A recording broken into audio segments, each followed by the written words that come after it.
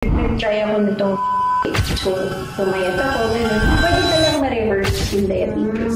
Grabe yung effect nitong product na to sa lahat ng users. Sabi ko nga, nag-loss ako ng 5 kilos in 1 month. Until now, pababa pa rin ng pababa yung timbang ko. Kahit grabe na ako kumain at wala naman talaga ako totally exercise ng mga heavy workout.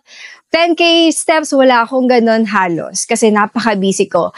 And pinaka-the best thing na nangyari is nawala yung migraine ko, umokay yung menstrual flow ko, nawala yung mga sakit-sakit ng buto ni Tita Step.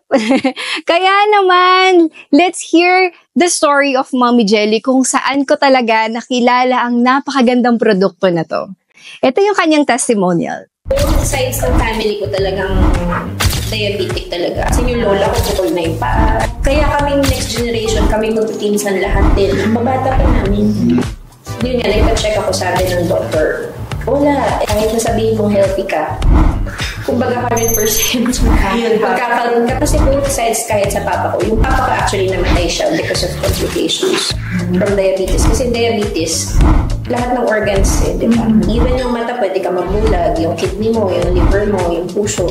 So yun, nung ako, 2 years, 2022, so mag 3 years na since na-diagnose ako. Umiinom ako ng maintenance talaga. Takot ako eh. Dahil syempre ayoko naman. Masipag ako maggamot-gamot talaga. Try ako nitong so, pumayat ako, ganun. Pwede pa lang ma-reverse yung diabetes.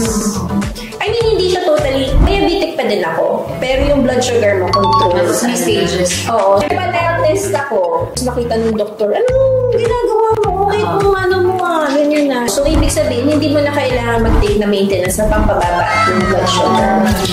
Kasi yung maintenance, ang ginagawa niya, binababa niya yung blood sugar. So, since na naging normal na yung blood sugar ko, nag-stop na rin ako.